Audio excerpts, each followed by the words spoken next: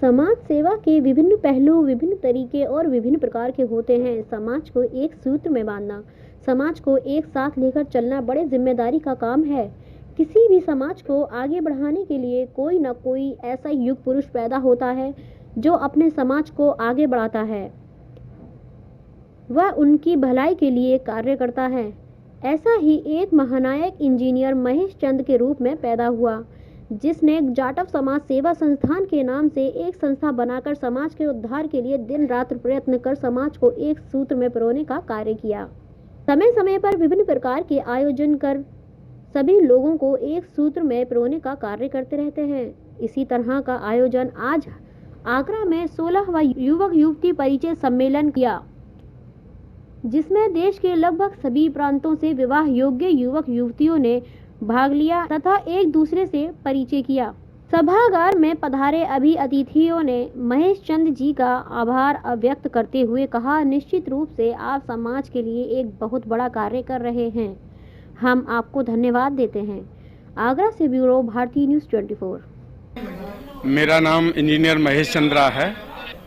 इस कार्यक्रम के माध्यम से सर्व समाज के विवाह योग बच्चों के दहेज रहित रिश्ता तय करने के लिए सहयोग 16 पत्रिका का आज विमोचन किया गया है।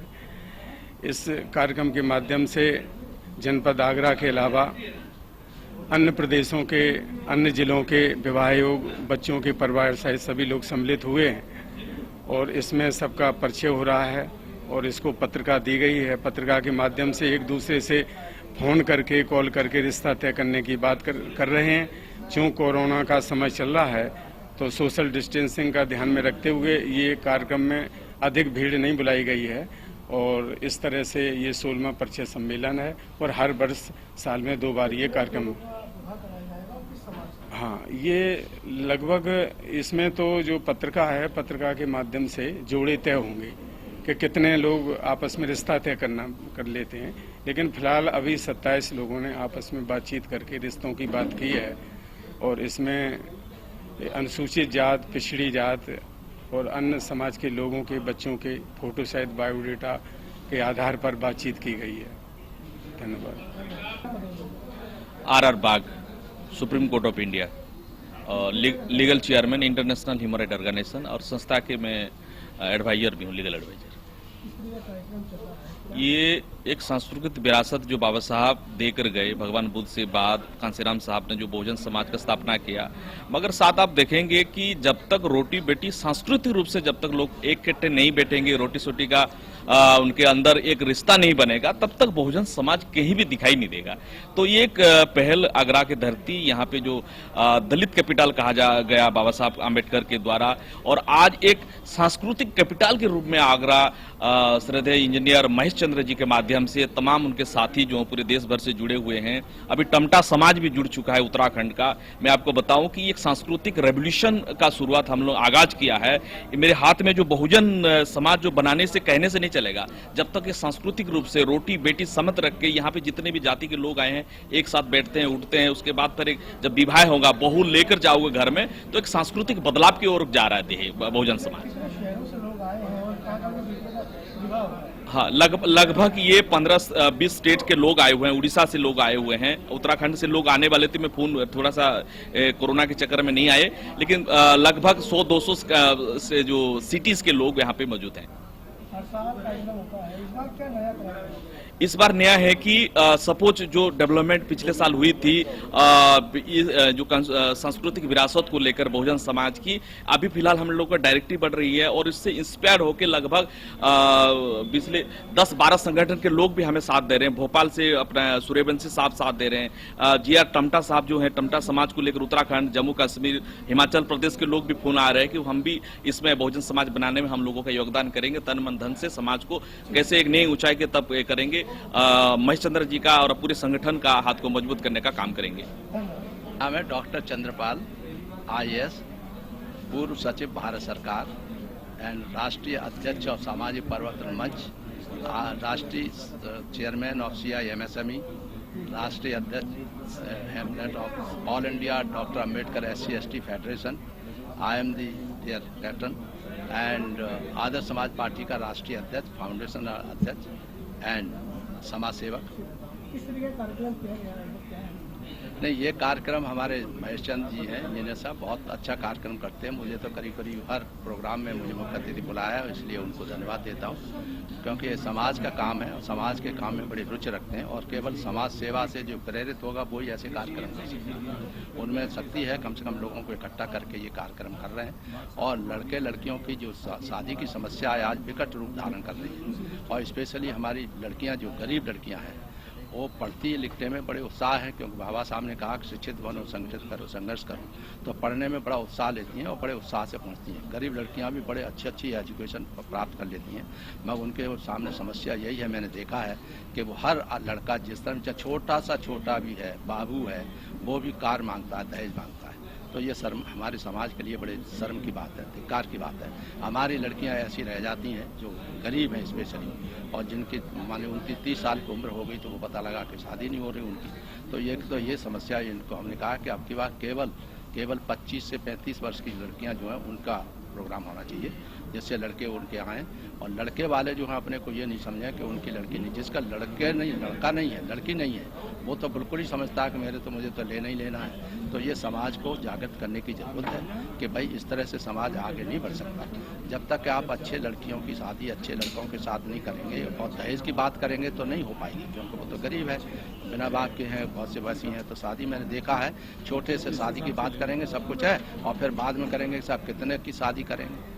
तो मतलब इस तरह की प्रवृत्ति जो हमारे समाज में जो लालचपन लगा हुआ है, वो समझते हैं कि लड़कियों की कमाई से ही होगा। और एक और वो चली हुई है, वो आजकल चलने लगा है, बात करने लगे हैं कि साहब वो शादी जो है हम पढ़ी लिखी लड़की और नौकरी करी हो उसके साथ शादी करेंगे। अब नौकरी आजकल मिल नहीं रही, तो आपने देखा यहाँ पर भी जो लिस्ट बनाई गई है उसमें लड़कियों की संख्या ज़्यादा है, लड़कों की संख्या कम है। इसका मतलब बड़ा साफ है कि लड़के चाहते हैं कि दहेज वाली शादी होनी चाहिए। तो अब की बार आप शादी का जो प्रोग्राम करेंगे, मैं चंद जी कहूँगा कि आप ये दहेज रहित वाली बात मत डालिए, आप सभी समृद्ध करके भेजिए, और उसमें जो करना चाहे उसमें बाद में बात करके मैं सामाजिक व्यवस्था की बता रहा हूँ, सामाजिक दुर्दशा की बता रहा हूँ कि इस तरह से जो है वैसे दिखावा करते हैं, कंपटीशन करते हैं, 5 स्टार होटल में शादी करेंगे जो थोड़े मालदार हैं, वो बहुत गलत है। यानी साधारण टाइप की शादी होनी चाहिए जिससे कि दूसरे लोगों पे प्रभाव न पड़े। हमने लड़के लड़की की शादी तो होनी है, हमने अपना व्यक्तिगत लाइफ में हमने जब शादी हुई थी 67 में हमारी, तब उस समय हमने एक पैसा नहीं लिया। उसके बाद हमारे भाइयों की शादी हुई, 2 भाई बड़े अच्छे हैं, पढ़े लिखे MSc वगैरह किए, एक पैसा शादी करने लिया। ये वेरीफाइड है, जो कहने वाली बात है, मैं करने वाली बात बता रहा हूँ, व्यवहारिक। 3 बच्चे हैं हमारे, 3 बच्चों में पहले ही लड़की हमारी MBA IIM अहमदाबाद से थी, उसका हस्बैंड IAS है, 3 IAS को उसने मना कर दिया था कि नहीं करेंगे, बिना दहेज की शादी हुई, और वो भी IAS है, तो वो भर्ती है, उसको तो पालन करो, दिखावा मत करो, केवल जय भीम नमो बुद्धा, जय भीम नमो बुद्धा कहेंगे और उसके विपरीत काम करते हैं। इस बात पर मुझे बड़ा कष्ट होता है, ये नहीं होना चाहिए। सत्यता के आधार पर जो आपको सही करे वो करो। माँ बाप बहुत ज़बरदस्त डालेंगे, धन हमने खर्च किया है, तुम्हारा शादी में खर्च किया, इसलिए हमको इतना रुपया चाहिए, इस प्रथा को तो तोड़ना ही पड़ेगा। इसलिए मेरा हाथ जोड़ से सारे लोगों से, लड़कों से, स्पेशली नवयुवकों से प्रार्थना है कि वो इसको फौरन ही बंद करें और अपनी मर्जी से शादी करें। दूसरा, अंतरजातीय शादी के बारे में बाबा साहब ने कहा था कि जातिहीन समाज की स्थापना करनी है तो आप अंतरजातीय विवाह करिए, एक शुरुआत करिए। मगर अंतरजातीय विवाह जो ऑफिसर्स होते हैं IAS IPS फलाने, उनको तो अंतरजातीय विवाह किए हैं, मगर वो बड़े दुखी रहते हैं, हमने देखा है, बहुत दुखी होते हैं। 1-2 साल तो चलता है, उसके बाद में वो गुलाम की तरह उनको रखती हैं। तो और हमारा समाज जो उनकी सेवाओं से वंचित हो जाता है।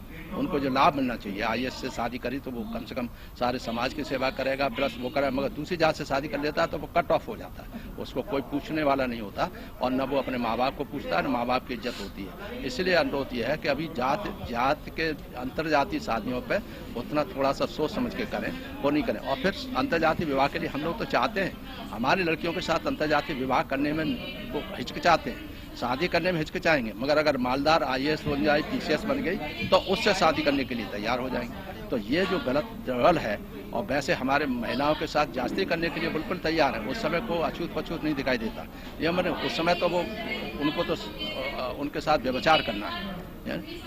ये जो समाज की रीति है, जो अपने समाज की, बहुजन समाज की और प्लस दूसरे समाज की, उससे मुझे दिखा मिल पाएंगे और योग्य लड़कों को और अच्छी लड़कियां मिल पाएंगी, तभी समाज के अच्छे समाज पैदा होगा। जय भीम, नमो। मेरा नाम सुमन सिंह है, मैं सुमन सिंह गुरील हूँ। मैं कानपुर से आई हूँ। मेरे पिता का नाम श्री जयप्रकाश है। वो जी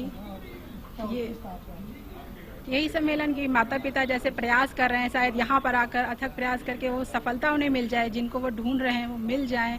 यहाँ ऐसा सम्मेलन बना रखा है कि एक दूसरे से लोग मुलाकात करेंगे, एक दूसरे जनसंपर्क बढ़ेगा, तो जो लोग दुविधा में हैं उनका संपर्क, उनका सुलझाव हो जाए, उनको वो अपने मुकाम पर पहुँच जाए कि जो मिल नहीं पा रहे हैं शायद इसमें सम्मेलन में आकर वो मिल जाए।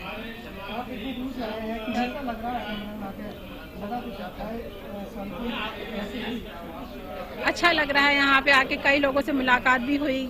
हमारे ही सब जाति समुदाय के लोग हैं, एक दूसरे से मिलनसार मिलने का एक अच्छा मौका, अवसर मिल गया हमको यहाँ पर आने का। तो शायद हो सकता है ये अवसर हमारे लिए लाभदायक भी हो जाए।